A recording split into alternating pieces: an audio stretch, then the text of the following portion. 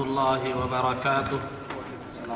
الحمد لله رب العالمين، والصلاة والسلام على سيد الأنبياء والمرسلين وعلى آله وأصحابه أجمعين ومن تبعهم بإحسان إلى يوم الدين.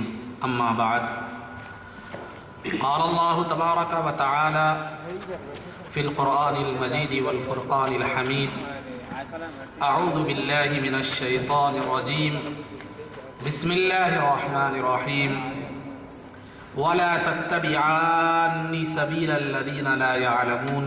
صدق الله العظيم. قال الله تبارك وتعالى في شان حبيبه صلى الله عليه وسلم: إن الله وملائكته يصلون على النبي يا أيها الذين آمنوا صلوا عليه وسلموا تسليما.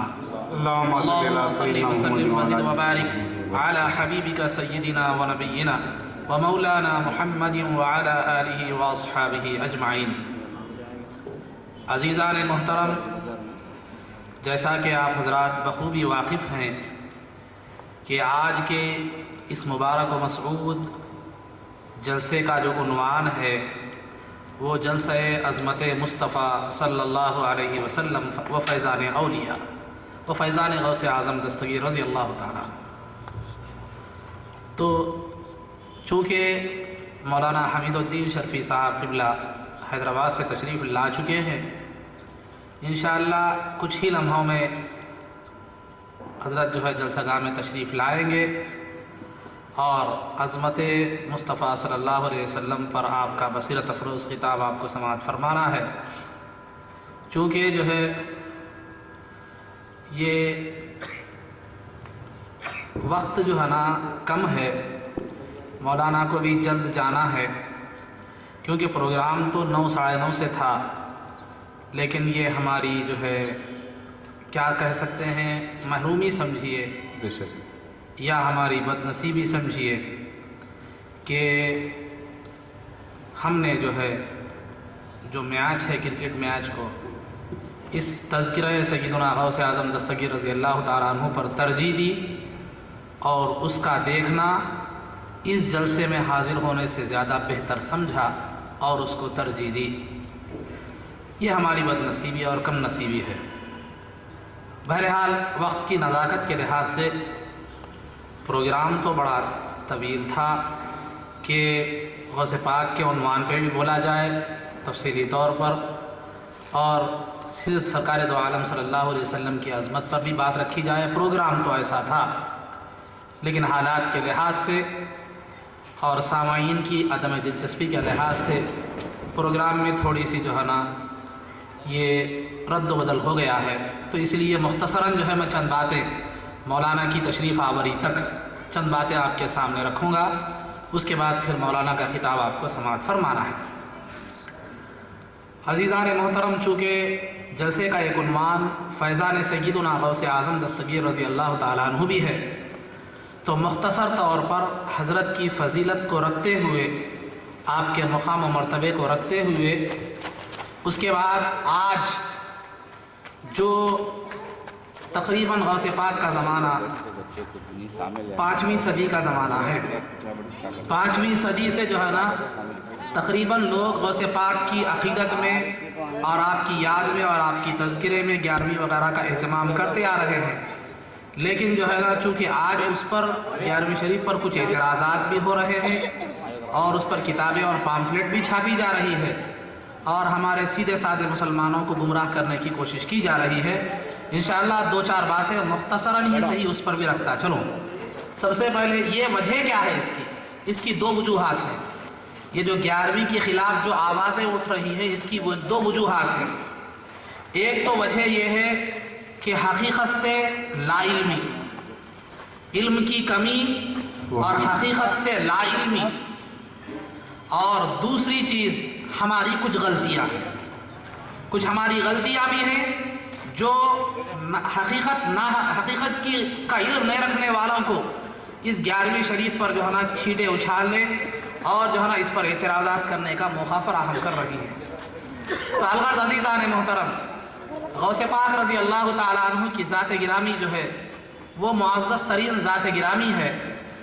کہ آپ کے بعد قیامت تک نہ کوئی ویسا ولی پیدا ہوا ہے نہ ہوگا۔ اللہ رب العزت نے جو انہیں شرافت اور بزرگی عطا فرمائی ہے وہ کسی کو اور جو ہے نا ویسی ولایت اور ویسی جو ہے نا شرافت اور بزرگی کسی کو شاید ہی نصیب ہو۔ سبحان اللہ۔ سید الاولیاء آپ کو بنایا، اور آج جتنے بھی سلسلے وابستہ ہیں ان سلسلوں کے جتنے بھی بزرگ بانی ہیں وہ کسی نہ کسی حیثیت سے غوث پاک رضی اللہ تعالیٰ عنہ سے اکتساب فیض کیے ہوئے ہیں اور ان کے فیضان سے بہرور ہونے والے حضرات ہیں۔ غوث پاک کی جو ہے نا شہاب الدین سہروردی رحمۃ اللہ تعالیٰ علیہ نے غوث پاک کی ولادت باسعادت کے وقت جو کرامتیں ظہور میں آئیں ان کرامتوں کا تذکرہ فرمایا ہے۔ ان کرامتوں کا جو ہے نا تذکرہ کرتے ہوئے پھر میں وہ اعتراضات کی طرف آتا چلوں۔ غوث پاک رضی اللہ تعالیٰ عنہ کی ولادت باسعادت کے وقت جو کرامتیں ظہور میں آئیں اس میں ایک کرامت یہ ہے کہ جس رات غوث پاک رضی اللہ تعالیٰ عنہ پیدا ہونے والے تھے اس رات آپ کے والد جن کا نام ابو صالح تھا تو ابو صالح کے خواب میں سرکار دو عالم صلی اللہ علیہ وسلم تشریف لائے۔ تشریف لا کر انہوں نے سرکار دو عالم صلی اللہ علیہ وسلم نے ارشاد فرمایا یا ابا صالح قد اعطاک اللہ ابنا صالحا ہوا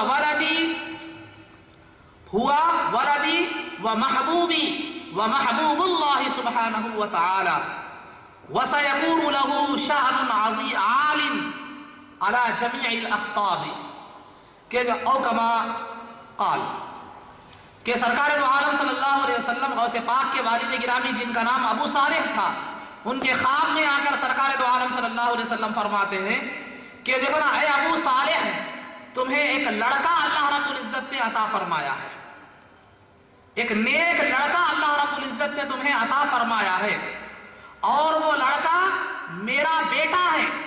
سبحان اللہ۔ وہ لڑکا ہوا ولدی وہ میرا بیٹا ہے سبحان اللہ اور میرا محبوب ہے سبحان اللہ ومحبوب اللہ سبحانہ وتعالی اور اللہ رب العزت کا محبوب ہے۔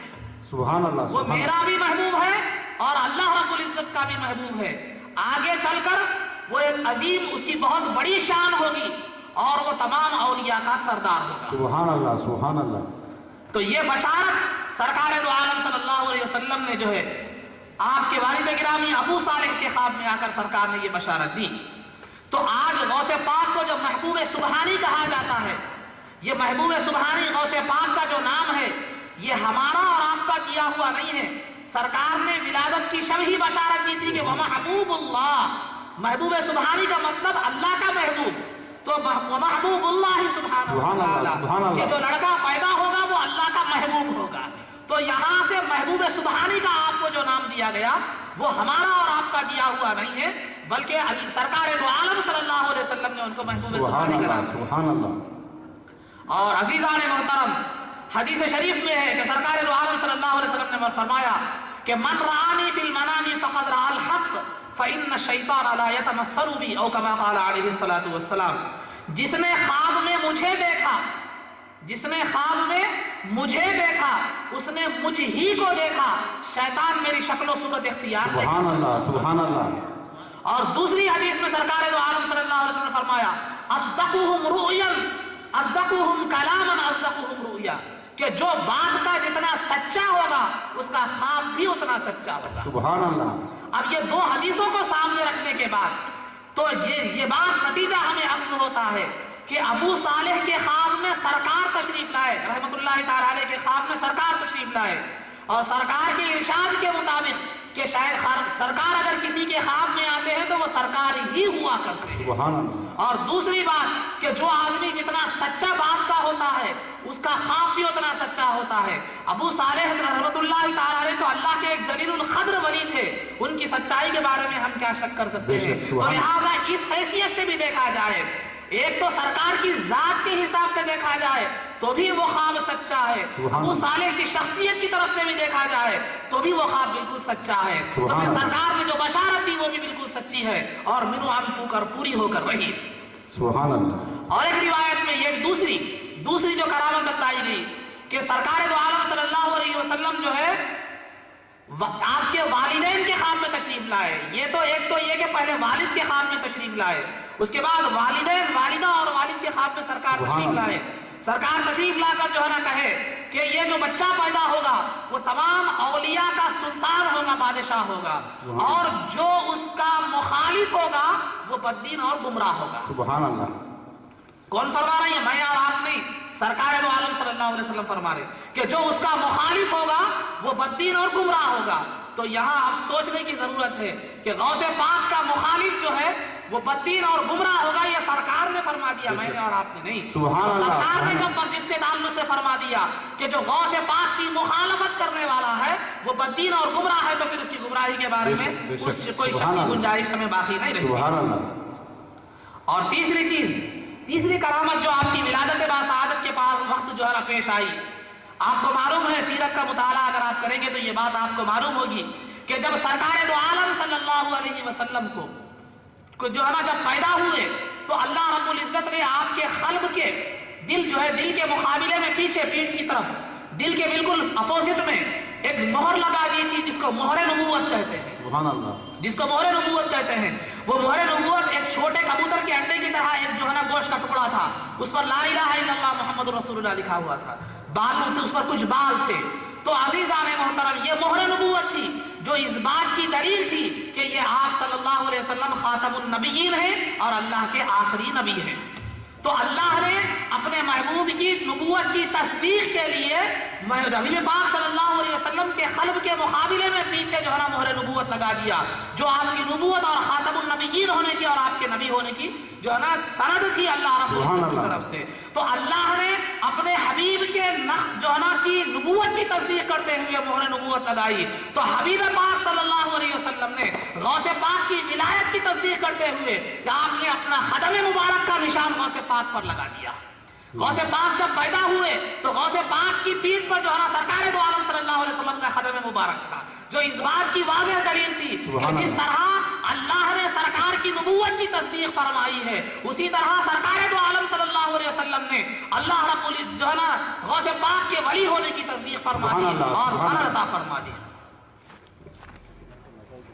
مہمان مقرر حضرت علامہ مولانا حمید بن شریف صاحب علامہ جلوہ تشریف لا رہے ہیں, ان کا نعروں سے استقبال کیجیے. نعرے تکبیر, نعرے تکبیر, نعرے رسالت, نعرے رسالت, نعرے رسالت. علماء اہل سنت, علماء اہل سنت, علماء اہل سنت.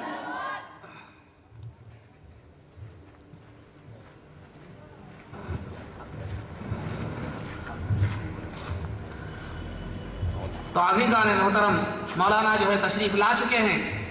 میں زیادہ کچھ وقت لیے بغیر اور ایک دو باتیں میں آپ کے سامنے رکھتا چلوں کہ اللہ رب العزت نے جس طرح حبیب پاک صلی اللہ علیہ وسلم کے قلب مبارک کے بالکل پیچھے اپوزٹ میں مہر نبوت لگا کر یہ اعلان فرمایا کہ یہ نبی آخر الزمان ہے اور میرے محبوب ترین نبی ہیں, تو اسی طرح سرکار دو عالم صلی اللہ علیہ وسلم نے جو ہے نا غوث پاک رضی اللہ تعالیٰ عنہ کے پیٹھ پر اپنا قدم مبارک کا نشان لگا کر بتلا دیا کہ ان کی ولایت کی تصدیق میں کرنے والا ہوں اور ان کی ولایت کی سند میں عطا کرنے والا ہوں. سبحان اللہ, سبحان اللہ. اور جو ہے چوتھی جو بات جو ہے جو کرامت سرکار دو عالم غوث پاک رضی اللہ تعالیٰ عنہ کی ولادت کے وقت پیش آئی وہ یہ تھی کہ غوث پاک جو ہے جس شب غوث پاک رضی اللہ تعالیٰ عنہ پیدا ہوئے تو اس شب اللہ رب العزت نے غوث پاک کی ولادت کے فیضان کے طفیل میں غوث پاک کی ولادت کے فیضان کے طفیل میں 1100 لڑکے پیدا ہوئے, کوئی لڑکی مقام جیلان میں پیدا نہیں. سبحان اللہ. جس مقام پر آپ پیدا ہوئے اس مقام میں 1100 پورے کے پورے لڑکے پیدا ہوئے اور پورے کے پورے آگے چل کر ولایت کے درجے پر فائز ہوئے. سبحان اللہ. ولایت کے درجے پر فائز ہوئے. میں یہاں آپ کو ایک بات یہ دینا چاہتا ہوں, لمحہ فکر یہ بتانا چاہتا ہوں کہ غوث پاک کی ولادت سے نسبت ہو گئی, غوث پاک کی ولادت کے وقت سے نسبت ہو گئی, تو وہ بچے جو غوث پاک کی ولادت کے وقت میں پیدا ہوئے تھے وہ غوث پاک کی ولادت کی نسبت سے آگے چل کر اولیاء کاملین بن گئے. औलिया कामिलीन बन गए। ये फैजान गौसे आजम था कि सिर्फ जो है वक्त से मुनासबत हो गई, वक्त से जो है ना तनासुब हो गया। जब वक्त एक हो गया तो फैजान इस तरह जारी हो रहा है कि वो पूरे के पूरे विलायत वली कामिल से जो है ना बन गए और विलायत के दर्जे पर फाइज हो गए। तो फिर वो उनसे जो गौसे पाक से सही तौर पर निस्बत रखे तो बताइए क्या वो फैजान से बहरावर हो सकता है? फैजान से बहरावर हो सकता है? हरगिज नहीं। तो अलगर्ज अजीज़ान मोहतरम, ये चंद बातें जो है आपके सामने गौसे पाक की फजीलत के ताल्लुक से बताई गई। आज एक जो है ना आम तौर पर जो है एक एतराज़ ये होता है कि 11वीं का जो जानवर है जो ज़ुबा किया जाता है, ये गैरुल्लाह के नाम पर जो है ना ज़ुबा किया जाता है और इसका खाना हराम है, जैसा कि पाम्फलेट्स वगैरह छपे, आप भी इसके इल्म में आपकी बात होगी।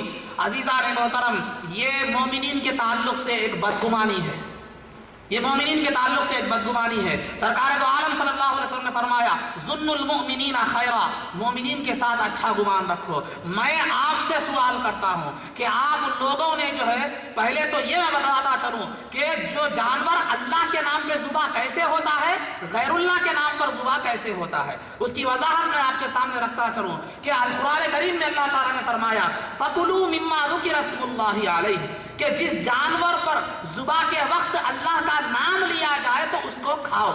वला ताकुलू मिम्मा लम युज़कर इस्मुल्लाहि अलैहि, और जिस जानवर पर ज़ुबा के वक्त अल्लाह का नाम न लिया जाए उसको मत खाओ। तो यहाँ मेयार कुरान ने बतला दिया कि जिस जानवर पर ज़ुबा के वक्त अल्लाह का नाम लिया जाए तो वो हलाल है, उसका खाना जायज़ है। और जिस जानवर पर ज़ुबा के वक्त अल्लाह का नाम न लिया जाए, जैसा कि कुफ़ार और मुशरिकीन किया करते थे ज़माने जाहिलियत में, कि जब वो जानवर ज़ुबा करते तो बिस्मिल्लाह वल उज़्ज़ा कहकर ज़ुबा करते थे, कि लात और उज़्ज़ा दो उनके बुत थे, उन बुतों के नाम से क्या करते थे, वो ज़ुबा करते थे। तो लिहाजा ज़ुबा के वक्त अगर अल्लाह का नाम ना लिया जाए, अल्लाह के अलावा किसी और का नाम लिया जाए तो वो जानवर हराम है और वो गैरुल्लाह के नाम पर ज़ुबा होने वाला समझा जाएगा और उसका खाना भी दुरुस्त नहीं है। जब ये वजाहत आपके सामने आ गई तो मैं आपसे ये सवाल करता हूँ कि हम में कई लोग ऐसे हैं जो 11वीं शरीफ किया करते हैं, तो मैं आपसे बतला पूछता चलूं कि क्या हम जो 11वीं शरीफ का जो जानवर ज़ुबा करते हैं, या आप हो या कोई और हो जो 11वीं शरीफ का जो जानवर ज़ुबा करते हैं, मेरा उनसे सवाल है कि 11वीं शरीफ का जानवर ज़ुबा करते वक्त आप या गौसे पाक के नाम से ज़ुबा करते हैं या बिस्मिल्लाह अल्लाहु अकबर कहकर ज़ुबा करते हैं? मैं समझता हूं कि 99.99 मुसलमान, जो कितना भी जाहिल क्यों ना हो, वो 11वीं करने वाले 99% मुसलमानों में से कोई भी मुसलमान जो है ना गौसे पाक के नाम से नहीं काटता, बल्कि बिस्मिल्लाह अल्लाहु अकबर कहकर ही काटता है। उसकी नीयत अगरचे के गौसे पाक के इसाले सवाब की होती है। तो कुरान कह रहा है कि जिस पर अल्लाह का नाम लिया जाए तो वो खाना बिल्कुल हलाल है, जिस पर अल्लाह का नाम लिया जाए तो उसका खाना हलाल है। फकुलू मिम्मा ज़ुकिर रस्मुल्लाहि अलैहि, जिस पर अल्लाह का नाम जिक्र किया जाए उसका खाना हलाल है। तो अगर आप जब 11वीं के बकरे पर अल्लाह का नाम लेकर ज़ुबा करते हैं तो अल्लाह कह रहा है, कुरान कह रहा है वो हलाल है, लेकिन आज का मौलवी कह रहा है कि वो हराम है। अब अंदाजा लगाइए मिजाज कुरान में और आज के मौलवी में कितना फर्क है। कुरान तो कहता है अल्लाह के नाम से ज़ुबा कर लिए तो हलाल है, कुलू, खा सकते हो, तुम खा सकते हो, और जो है ना अगर अल्लाह का नाम नहीं लिए ज़ुबा के वक्त तो तुम नहीं खा सकते। तो हर मुसलमान खा वो 11वीं शरीफ करे, किसी भी उन्वान से बकरा जब काटता है तो बिस्मिल्लाह वल्लाहु अकबर कहकर ही काटता है, अल्लाह का नाम लेकर ही काटता है। और ये कहना मुसलमानों के ताल्लुक से कि ये गैरुल्लाह के नाम पर ज़ुबा करते हैं, ये गौसे पाक का नाम लेकर ज़ुबा करते हैं, ये मोमिनों के ताल्लुक से बदगुमानी है। और सरकार ने मोमिनों के ताल्लुक से अच्छा गुमान रखने का हुक्म दिया है। ये बिला तहकीक इल्जाम है हम पर, जो 11वीं करने वाले हैं उन पर बगैर किसी तहकीक के इल्जाम है। अगर आप सर्वे करना चाहते हैं तो कर लीजिए कि जितने भी मुसलमान 11वीं करते हैं आप उनसे पूछ लीजिए कि भाई आपने जो बकरा ज़ुबा किया है क्या गौसे पाक के नाम पर ज़ुबा किया है या अल्लाह के नाम पर ज़ुबा किया है। ये तो हम भी कहते हैं कि गौसे पाक के नाम पर अगर बकरा ज़ुबा कर दिया जाए, यहां तक कि हुजूर का नाम लेकर भी ज़ुबा कर दिया जाए तो वो बकरा हलाल नहीं है, अल्लाह का नाम लेकर ज़ुबा करे तो हलाल है। तो ये नासमझी की वजह से, जिहालत की वजह से, नादानी की वजह से या सतही नजर होने की वजह से जो है ना इनका जो है मोमिनीन पर गलत इल्जाम लगा दिए और ये इल्जाम लगाए कि ये दो गैरुल्लाह के नाम पर ज़ुबा करते हैं और जो है ना उसका खाना हराम है, जैसे कि कुफार और मुशरिकीन बुतों के नाम पर ज़ुबा करते थे। मुसलमानों को लाकर कुफार और मुशरिकीन के बराबर खड़ा दिया। تو عزیزان محترم یہ بالکل جو ہے نا غلط ہے، یہ کوئی بھی مسلمان ایسا نہیں کرتا ہے۔ اور دوسری بات جو غوث پاک رضی اللہ تعالیٰ عنہ کے تعلق سے بتائی جاتی ہے کہ جو ہے کہ ایاک نعبد و ایاک نستعین، قرآن کریم میں اللہ تعالیٰ فرما رہا ہے کہ ہم تیری ہی عبادت کرتے ہیں اور تجھ ہی سے مدد طلب کرتے ہیں، تیری ہی عبادت کرتے ہیں، تجھ ہی سے مدد طلب کرتے ہیں۔ یہ قرآن کی یہ آیت ہے۔ اور سرکار دو عالم صلی اللہ علیہ وسلم کی ایک حدیث بھی وہ پامفلیٹ میں بیان کی گئی کہ انما یستغاث ولا یستغاث بی انما یستغاث باللہ، کہ مجھ سے مدد نہیں طلب کی جائے گی، صرف اللہ رب العزت سے مدد طلب کی جائے گی۔ یہ قرآن کریم کی ایک آیت، سرکار کا قول، پھر تیسرا غوث پاک کا ارشاد بھی اس کے اندر ذکر کیا گیا ہے کہ غوث پاک نے فرمایا کہ صرف اللہ رب العزت سے مدد طلب کرو۔ یہ تین ارشادات کو رکھ کر یہ کہا گیا ہے کہ جو ہے نا المدد یا غوث کہنا یا المدد یا علی کہنا اور اس طرح بزرگوں کو جو ہے نا مدد کے لیے پکارنا، ان سے مدد طلب کرنا، یہ ناجائز اور حرام ہے، جیسا کہ قرآن میں ہے، حدیث میں ہے، پھر غوث پاک کا خود قول ہے۔ یہ اس طرح جو ہے نا باور کر دیا گیا۔ تو عزیزان محترم، یقیناً جو ہے نا قرآن اپنی جگہ صحیح ہے، حدیث اپنی جگہ صحیح ہے، غوث پاک کا قول اپنی جگہ صحیح ہے۔ غلط ہے تو ہماری سمجھ غلط ہے، غلط ہے تو ہماری فکر غلط ہے۔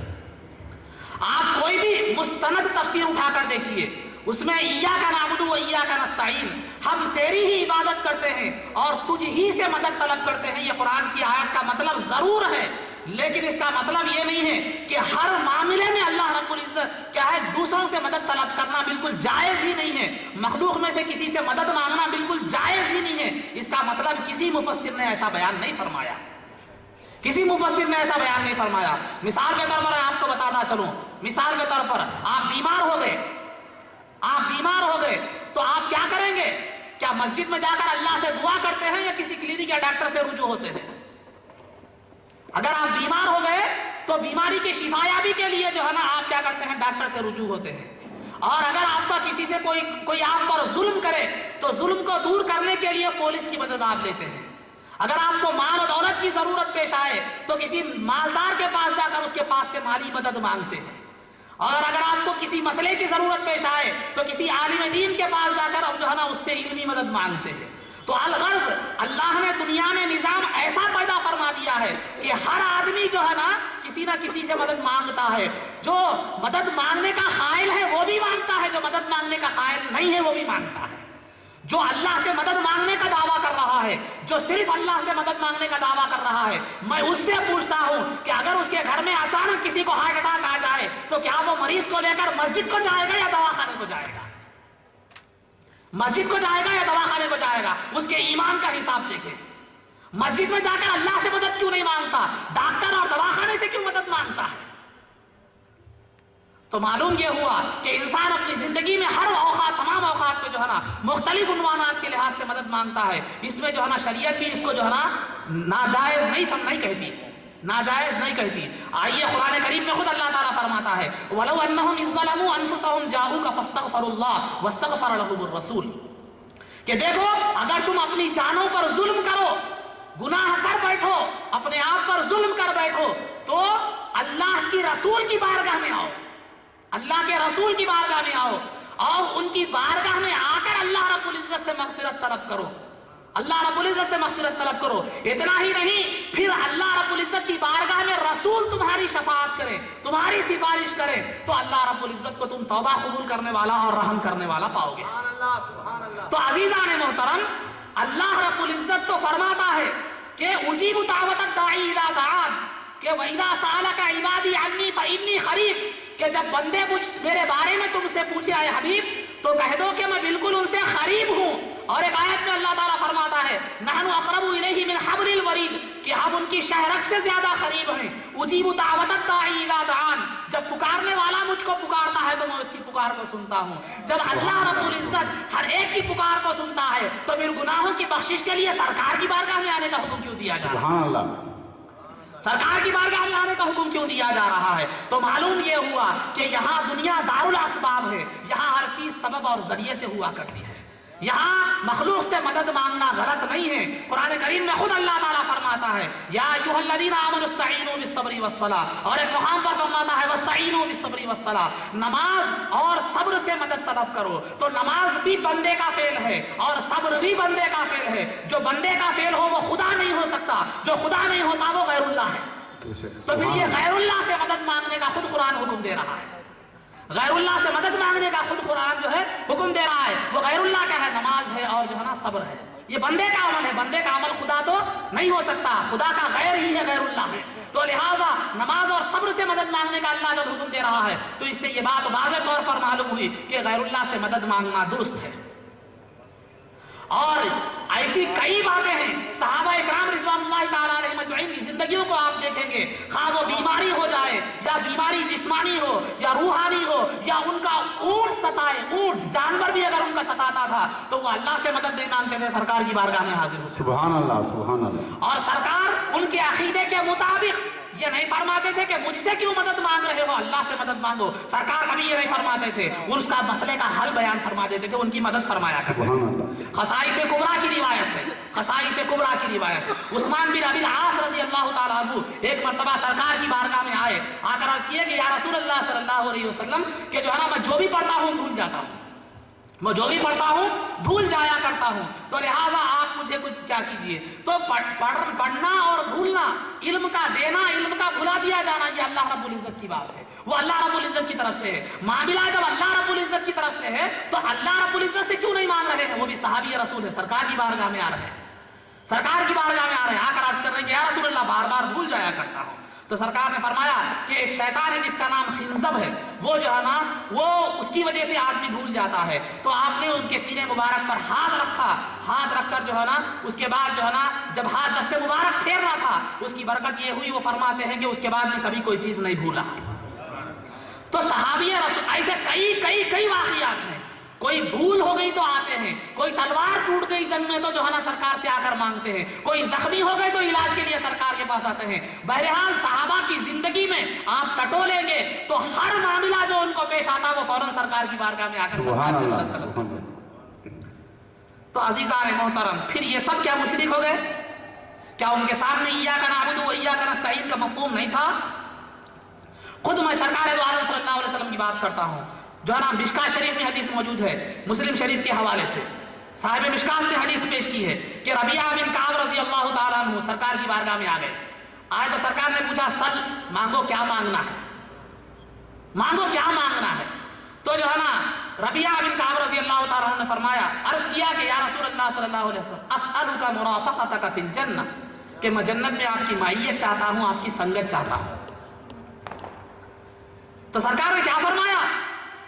जन्नत में साथ मांग रहे हैं वो, तो जन्नत तो आखिरत का मामला है, जन्नत तो आखिरत का मामला है। सरकार ने ये नहीं फरमाया कि मियाँ जन्नत मुझसे क्यों मांग रहे हो, अल्लाह से मांगो जन्नत, ये नहीं फरमाया, बल्कि सरकार क्या फरमा रहे हैं? सरकार उनसे मदद मांग रहे हैं। क्या बोल रहे हैं? फ़ाइन्नी बिकसरति सुजूद, कि देखो तुम जन्नत में मेरा साथ चाहते हो तो कसरत सुजूद से, इबादत की कसरत से मेरी मदद करो, मेरी मदद करो। जन्नत का मुतालबा सहाबी रसूल कर रहे हैं और सरकार सहाबी रसूल से कह रहे हैं कि तुम मेरी मदद करो, इबादत और रियाजत करके जन्नत में दाखिला दिलवाने के लिए मेरी मदद किया करो। तो सरकार अल्लाह रब्बुल इज्जत से मदद नहीं तलब कर रहे हैं, सहाबी रसूल से मदद कर रहे हैं। तो क्या मतलब हुआ? क्या नौज़ुबिल्लाह सरकार भी शिर्क की तालीम दे रहे हैं? और खुद तबरानी की हदीस है कि जब सरकार दो आलम सल्लल्लाहु अलैहि वसल्लम ने फरमाया जब तुम जंगल में जा रहे हो, तुम्हारा जानवर छूट जाए, तुम्हारा जानवर जो है ना छूट जाए, गुम हो जाए, तो क्या कहो? जंगल में 3 मरतबा ये पुकार कर कहो, आईनूनी या इबादल्लाह, ऐ अल्लाह के बंदो मेरी मदद तलब करो, मेरी मदद करो, ऐ अल्लाह के बंदो मेरी मदद करो, ऐ अल्लाह के बंदो मेरी मदद करो। ये 3 मरतबा पुकारो तो वहां अल्लाह के बंदे होते हैं जो तुम्हारी मदद करते हैं। ये हदीस शरीफ के अल्फाज है, ये हदीस शरीफ के अल्फाज है। जंगल में जहां इंसान का कोई वजूद नहीं होता, कम से कम फिर भी जो है ना आबादी में अगर आप किसी को पुकार रहे हैं तो आप हैं, अब यहाँ है, मैं मदद के लिए पुकारो तो आप लोगों को पुकारो, बात समझ में आएगी। लेकिन जो है ना जंगल में तो कोई नहीं है, वैसे मुकाम पर भी सरकार तालीम दे रहे हैं कि देखो अल्लाह रब्बुल आईनूनी या इबादल्लाह कहो कि ऐ अल्लाह के बंदो मेरी मदद करो। अल्लाह के बंदों से मदद तलब करने का सरकार हुक्म दे रहे हैं। वहां अल्लाह की तरफ से बंदे मुतअय्यन होते हैं, रिजालुल गैब, वो क्या करते हैं? आकर तुम्हारी मदद करेंगे। تو سرکار نے خود جو ہے نا مدد طلب کرنے کا حکم دیا. خود غوث پاک کی جب بات آئی تو خود غوث پاک رضی اللہ تعالیٰ عنہ نے فرمایا جو مصیبت میں مجھے پکارتا ہے تو میں اس کی مصیبت کو دور کرتا ہوں. صاحب بہجت الاسرار جو غوث پاک کی سیرت پر جو ہے نا ایک مستند کتاب مانی جاتی ہے تو وہ لکھتے ہیں کہ غوث پاک کا قول ہے کہ جو ہے تم مصیبت میں اگر جو مجھے پکارتا ہے تو میں اس کی مدد کیا کرتا ہوں.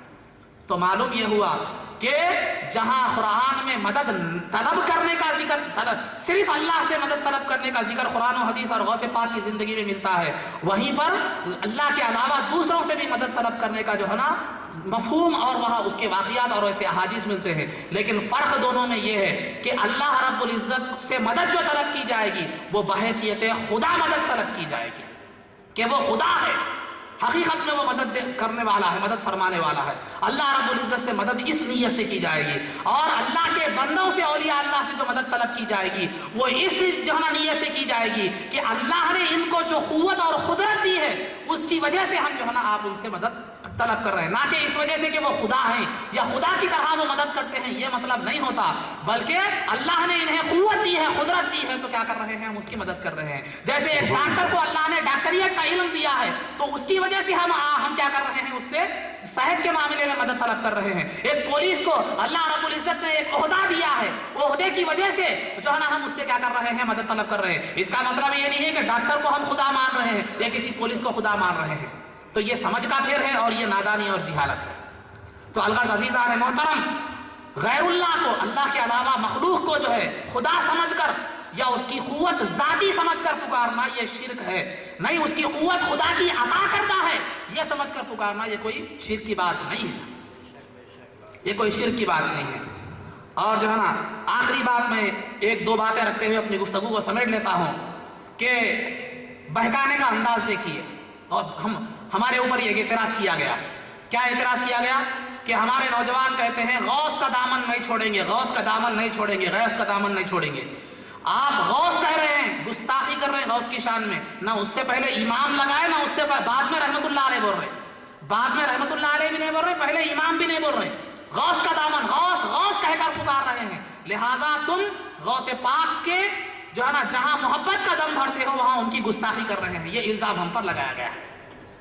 ان کو رحمت اللہ علیہ کہنا تھا یا امام کہنا تھا، ان کو ان کے لقب سے پکارنا تھا. لقب سے ہٹا کر تم پکار رہے ہو، لہذا گستاخی کر رہے ہو. یہ ہم پر الزام ہے. عزیزان محترم، میں آپ سے پوچھتا ہوں، سوال کرتا ہوں کہ سرکار دو عالم صلی اللہ علیہ وسلم کو جب پکارا جاتا ہے تو جب سرکار کا نام آتا ہے تو اس کے ساتھ صلی اللہ علیہ وسلم کہا جاتا ہے. جب صحابی رسول کا نام آتا ہے تو رحمت اللہ تعالی علیہ کہا جاتا ہے. اور جب جو ہے کسی ولی کا ذکر، صحابی کا ذکر آتا ہے تو رضی اللہ تعالیٰ عنہ کہا جاتا ہے. جب کسی ولی کا ذکر آتا ہے تو رحمت اللہ علیہ کہا جاتا ہے. تو جس طرح سرکار کے، صحابہ کے اور ولی کے کچھ جو ہے نا تعظیمی الفاظ ہیں، اسی طرح جو ہے نا اللہ رب العزت کے لیے بھی تعظیمی الفاظ ہیں. اللہ جل جلالہ ہے یا اللہ عز و جل ہے. تو ہم جب دعا کرتے ہیں، میں آپ سے پوچھتا ہوں، دن میں آپ 5 وقت نماز میں دعا کرتے ہیں تو کیا کہہ کر بولتے ہیں؟ اے اللہ مجھے فلاں چیز دے دے، اے اللہ مجھے رزق دے دے، اے اللہ مجھے خیر و برکت عطا فرما دے. تو پھر جب ہم اللہ رب العزت کا جب نام لے رہے ہیں، اس کو پکار رہے ہیں، تو نہ اس کو اجی سے پکار رہے ہیں اور نہ اس کا عز و جل لقب دے کر پکار رہے ہیں. ہم نہ اس کو عز و جل کہہ رہے ہیں اور نہ اجی سے، بلکہ ارے ترے سے اللہ رب العزت کو پکار رہے ہیں. ہم بھی پکار رہے ہیں، وہ بھی پکار رہا ہے. تو پھر کیا ہم اللہ کے گستاخ قرار پائے؟ نہیں. تو مطلب یہ ہے کہ نام پکارنا یہ انتہائی والہانہ انداز میں جب جو ہے بندہ چلا جاتا ہے، کسی کی محبت میں والہانہ عقیدت میں چلا جاتا ہے، تو پھر جو ہے نا اس قسم کے الفاظ جو نکلتے ہیں. تو غوث کا جو لفظ ہم بغیر رحمت اللہ تعالیٰ علیہ کے جو ذکر کرتے ہیں، یہ بے ادبی مقصود نہیں ہوتی، بلکہ حد درجے محبت کا اظہار، عقیدت کا اظہار، ایک کیفیت کا اظہار ہوتا ہے. جیسے اللہ رب العزت کو ارے تُرے کہتے ہیں اور عز و جل یا اس کے جو القابات ہیں، وہ شایان شان جو القابات ہیں وہ نہیں پکارتے. اے اللہ مجھے فلاں چیز دے دے، اے اللہ مجھے فلاں چیز دے دے. یہ ہماری انتہائی لگاؤ اور حد درجے محبت کی علامت ہے. اور ایک جو ہے نا ایک بے تکا جو سوال کیا گیا کہ جو ہے ایک بے تکا جو سوال ہے کہ غوث کا دامن نہیں چھوڑیں گے، قیامت کے دن بھی ہم غوث کا دامن نہیں چھوڑیں گے، یہ نعرے لگائے جاتے ہیں. قیامت کے دن بھی غوث کا دامن نہیں چھوڑیں گے. وہ قیامت کے دن جو ہے نا کسی کا دامن ہی نہیں ہوگا، تم کہاں سے غوث کا دامن پکڑیں گے؟ یہ سوال ہم پر ہو رہا ہے۔ قیامت کے دن کسی کا دامن ہی نہیں ہوگا تو تم غوث کا دامن کہاں سے پکڑو گے؟ میں سمجھتا ہوں کہ یہ مصنف کتاب لکھنے والے کو اردو سے واقفیت بھی نہیں ہے، اردو سے بھی واقفیت نہیں۔ کیوں؟ اس لیے کہ دامن پکڑنے کا مطلب غوث پاک اس دن کرتا پہنے ہوئے ہوں گے، ہم جا کے ان کا دامن پکڑیں گے، یہ مطلب نہیں ہے۔ اگر غوث پاک کا دامن واقعی پکڑنا مقصود ہوتا تو کروڑوں ان کے مرید ہے، دامن کہاں کافی ہو جائے گا؟ تو دامن کا مطلب اردو میں ایک انداز ہے، یعنی تم نے اپنے دامن کو داغدار کر دیا، یعنی مطلب تم نے ایسی حرکت کی جس کی وجہ سے تم بدنام ہو گئے، دامن کو داغدار کر دیا۔ میں اگر کسی آپ سے کہوں کہ کسی عورت کے بارے میں ہم کہیں کہ یہ عورت بڑی پاک دامن ہے، پاک دامن ہے، تو پاک دامن عورت کو کب کہتے ہیں؟ کیا اس کا دامن سب دھلا ہوا اچھی طرح پاک و صاف استری کیا ہوا رہا تو اس کو عورت کو کہتے ہیں پاک دامن؟ عورت کو پاک دامن آپ کب کہتے ہیں؟ جو زنا کے قریب نہیں گئی، جو گناہگار نہیں ہے، ایسی عورت کو پاک دامن کہتے ہیں۔ پاک دامن کہنے کا مطلب یہ نہیں ہے کہ اس کا دامن صاف دھلا ہوا ہے اور جو ہے نا استری کیا ہوا ہے تو آپ اس کو پاک دامن بول رہے ہیں، یہ مطلب نہیں ہوتا۔ اردو کا بولنے کا انداز ہے، بولنے کا انداز ہے۔ ہم غوث کا دامن نہیں چھوڑیں گے کا مطلب یہ نہیں ہے کہ ہم غوث کا دامن جو کرتے کا دامن ہے وہ پکڑیں گے، یہ مطلب نہیں ہے۔ غوث سے نسبت اور تعلق کو ہم ترک نہیں کریں گے، یہ مطلب ہے۔ غوث سے نسبت اور تعلق کو ہم نہیں چھوڑیں گے، یہ مطلب ہوا کرتا ہے۔ یہ اردو سے بھی نابلدی کی علامت ہے، جو اردو کو بھی نہیں سمجھ سکے۔ تو الغرض عزیزان محترم، ایسے کئی جو ہے اعتراضات کیے گئے اور کیے جا رہے ہیں، لیکن میں آپ کو آخری میں بات میری ختم پر رکھ رہا ہوں، میں آخری میں آپ کو ایک قرآن کی آیت اور ایک حدیث مبارکہ سے آپ کو ایک جو ہے نا لمحے فکر دینا چاہتا ہوں۔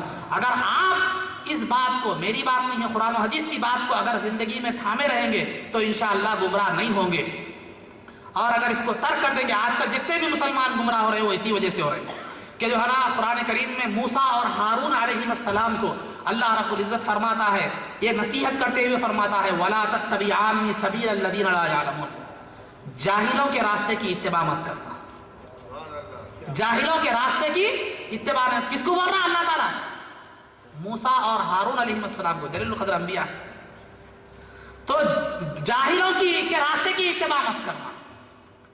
اور حدیث شریف میں سرکار دو عالم صلی اللہ علیہ وسلم نے فرمایا کہ کیوں نہیں کرنا جاہلوں کے راستے کی اتباع، اس کی تھوڑی بہت وضاحت حدیث میں کر دی گئی۔ بخاری شریف کی حدیث ہے کہ اللہ سرکار دو عالم صلی اللہ علیہ وسلم نے فرمایا کہ ان اللہ لا يقبض العلم انتزاعا ينتزعه من العباد ولكن يقبض العلم بقبض العلماء، ولكن يقبض العلم بقبض العلماء اتخذ الناس رؤوسا جهالا فظلوا واضلوا کے الفاظ ہیں، او کما روی کہ سرکار دو عالم صلی اللہ علیہ وسلم نے فرمایا کہ اللہ رب العزت قیامت کے قریب جو ہے نا علم کو لوگوں سے چھین کر نہیں اٹھا لیتا، علم کو جو اللہ رب العزت قیامت کے دن اٹھا لیتا ہے ان کے دلوں سے چھین کر نہیں، جیسا ہم کوئی چیز آپ کے پاس سے لینا رہا تو چھین کے لے لیتے، ایسا چھین کر نہیں اٹھا لیتا بلکہ علماء کو اٹھا لیتا ہے، علماء کو اٹھا لیتا ہے۔ تو نتیجہ کیا ہوتا ہے؟ تو لوگ جو ہے نا جاہلوں کی اتباع کرنے لگتے ہیں، جاہلوں کو اپنا سردار اور اپنا پیشوا بنا لیتے ہیں۔ تو جاہل کیا کرتے ہیں؟ یفتون بغیر علم، وہ بغیر علم کے فتوے دیا کرتے ہیں۔ تو نتیجہ کیا ہوتا ہے؟ قد ضلوا، وہ فتوا دینے والا مفتی بھی گمراہ ہو جاتا ہے، جو اس کا فتوے پر عمل کرتا ہے وہ بھی گمراہ ہو جاتا ہے۔ ضلوا واضلوا، خود بھی گمراہ ہو جاتے ہیں اور دوسروں کو بھی گمراہ کرتے ہیں۔ تو ان قرآن کریم کی اس آیت سے اور حدیث شریف سے میں آپ کو یہ جو ہے لمحے فکر دینا چاہتا ہوں، یہ فکر دینا چاہتا ہوں کہ کبھی بھی شریعت کے دین کے معاملے میں جو ہے نا یہ جاہلوں کی اتباع مت کیجیے، جو اہل علم ہے، جو صحیح علم رکھتے ہیں ان سے بات معلوم کیجیے۔ قرآن کریم بھی فرما رہا ہے فَاسْأَلُوا أَهْلَ الذِّكْرِ إِن كُنتُمْ لَا تَعْلَمُونَ، اگر تم کسی چیز کو نہیں جانتے تو جو ہے نا کیا کرو؟ اہل علم سے پوچھو۔ الرحمن فاسأل به خبیرا، رحمان کے بارے میں، اللہ رب العزت کے بارے میں حقیقت میں عرفان ہے، عرفان خداوندی اگر تم جاننا چاہتے ہو، حاصل کرنا چاہتے ہو، فاسأل به خبیرا، جو اس کی خبر رکھنے والا ہے اس کی جو ہے نا اس سے پوچھو۔ بے خبروں سے پوچھو گے تو کیا معلوم ہوگا؟ جن کو علم کیا چیز ہے نہیں معلوم، علم کے عین سے جو واقف نہیں ہے، جو ہے نا رحمان کے رے سے واقف نہیں ہے، وہ تمہیں شریعت کی شین سے واقف نہیں ہے، تو پھر وہ تمہیں کیا راستہ دکھائیں گے، کیا ہدایت پر لگائیں گے؟ سبحان اللہ، سبحان اللہ۔ تو عزیزان محترم ایک بات یاد رکھیے، میں آپ سے پوچھتا ہوں، اگر آپ کوئی زمین اگر خریدنے جائیں تو کیا کرتے ہیں؟ ڈاکٹر سے جا کے پوچھتے ہیں، ڈاکٹر سے جا کے پوچھتے ہیں، نہیں رجسٹری آفس میں جاتے ہیں کہ دیکھتے ہیں وہ زمین کی کیفیت رجسٹریشن ہے اس کا یا نہیں ہے، کیا کہیں جو ہے نا انلیگل ہے یا لیگل ہے، یا اس پر کوئی دوسرے کا تو حق نہیں ہے، یا کوئی اس کے اندر لٹیگیشن تو نہیں ہے۔ تو زمین کی بات آئی تو رجسٹریشن آفس کو جاتے ہیں، بیماری کی بات آئی تو ڈاکٹر سے مشورہ کرتے ہیں، قانونی بات آئی تو وکیل سے مشورہ کرتے ہیں۔ تو جب ہم زندگی کے ہر معاملے میں اس کے ماہر سے مشورہ کرتے ہیں تو یہ زندگی ختم ہونے والی ہے، فنا ہونے والی ہے، ہمارے اس دنیا کا فائدہ مختصر ہے۔ متاع الدنیا قلیل والآخرۃ خیر وابقیٰ، کہ دنیا کا ساز و سامان اور اس کا فائدہ مختصر ہے، ختم ہونے والا ہے، اور آخرت ہمیشہ باقی رہنے والی چیز ہے۔ جب یہ ختم ہونے والے فائدے کے تعلق سے ہم تحقیق کرتے ہیں، پوچھتے ہیں، جانتے ہیں، وہ علم رکھنے والے ماہر سے معلوم کر کے آگے قدم اٹھاتے ہیں، تو پھر کیا دین کے معاملے میں ہم ایسا کیوں کرتے ہیں کہ جو چاہے بول دیا، اس کی بات سن لیے، جس کی چاہے بات مان لیے؟ تو مطلب یہ ہوا کہ ظاہر سی بات یہ ہے کہ ہمارے پاس دنیا کی اہمیت ہے لیکن دین کی اہمیت نہیں ہے۔ اگر دین کی اہمیت ہوتی تو چار لوگوں سے پوچھتے، صحیح بات معلوم کرنے کی کوشش کرتے، جد و جہد اور تڑپ ہمارے اندر ہوتی، اگر وہ چیز کی قیمت ہمارے پاس ہوتی۔ پیسے کی قیمت ہے، پیسے کے نقصان کا جب ذہن میں بات آتی ہے تو چار لوگوں سے مشورہ کر کے پیسہ خرچہ کرتے ہیں، کیوں؟ پیسے کی ہمارے پاس اہمیت ہے۔ لیکن ہمارے پاس ایک 100 روپے کی چیز بھی اگر ہم خریدتے ہیں، 100 روپے کی چیز بھی اگر ہم خریدتے ہیں تو جو ہے نا 10 لوگوں سے مشورہ کر کے خریدتے ہیں، اس کا جو ہے نا کمپنی کا نام دیکھتے ہیں، کہاں بنی، کیسی بنی، کیا پروڈکٹ جو ہے نا کیا چائنا کا مال تو نہیں ہے، کیا چائنا کی چیز تو نہیں ہے۔ ایک سیل فون خریدنے کے لیے جب جاتے ہیں تو ہم 1000 جو ہے نا تحقیق کرتے ہیں، لیکن جو ہے نا ایمان جو ہے نا کسی کے حوالے ہاتھ میں دینے جاتے ہیں تو ذرا تحقیق نہیں ہوتی۔ تو معلوم یہ ہوا کہ ہمارے پاس ہمارے ایمان کی حقیقت ایک چائنا پیس کی اتنی بھی نہیں ہے۔ بے شک تو سمجھنے کی ضرورت ہے عزیزان محترم۔ تو جو بھی بات دین کے معاملے میں ہے اہل علم سے پوچھئے۔ جو اہل علم والے بھی کون ملیں گے، شیطان بھی بہت بڑا علم والا تھا، لیکن جو بزرگوں سے جو وابستہ ہیں، جو اللہ والوں سے جو وابستہ ہیں، صراط مستقیم کے جو رہنما ہیں ان سے جو وابستہ ہیں، اور ویسے لوگوں سے اکتساب فیض کرنے والے ہیں، تو صحیح میٹھے پانی کے چشمے کے پاس جائیں گے تو میٹھا پانی ملتا، کھارے پانی کے چشمے کے پاس جائیں گے تو کھارا پانی ملتا۔ تو جانے والے کا قصور ہے، چشمے کا قصور نہیں ہے۔ تو الغرض عزیزان محترم، یہ چند گزارشات تھی، یہ باتیں تھی کہ جو ہے نا اپنے دین اور شریعت کے معاملے میں جو ہے آپ جو ہے کسی اور کی اتباع، جہلا کی اتباع مت کیجئے، بلکہ اہل علم کی بارگاہ میں رجوع ہوئیے اور ان سے سوال کیجئے، اور صحیح بات معلوم کرنے تک جو ہے نا اپنے عقیدے کو خراب مت کیجئے، اپنی فکر اور اپنے خیال کو خراب مت کیجئے۔ یہ چند گزارشات تھی جو آپ کے سامنے رکھی گئی۔ میں سمجھتا ہوں کہ میں نے بہت زیادہ وقت لے لیا، میں معافی کا خواستگار ہوں مولانا سے کہ جو ہے میں نے زیادہ جو ہے نا لے لیا۔ تو آخر میں اللہ تعالیٰ سے دعا ہے کہ پروردگارہ جو کچھ بھی کہا گیا اس پر عمل کی توفیق رفیق عطا فرما، ہمیں حق کہنے، حق سننے اور حق پر عمل کرنے کی توفیق رفیق عطا فرما، عزت و عافیت کی زندگی دے اور ایمان پر ہمارا خاتمہ فرما۔ وآخر دعوانا الحمدللہ۔ فدا تم پہ دونوں جہاں غوث اعظم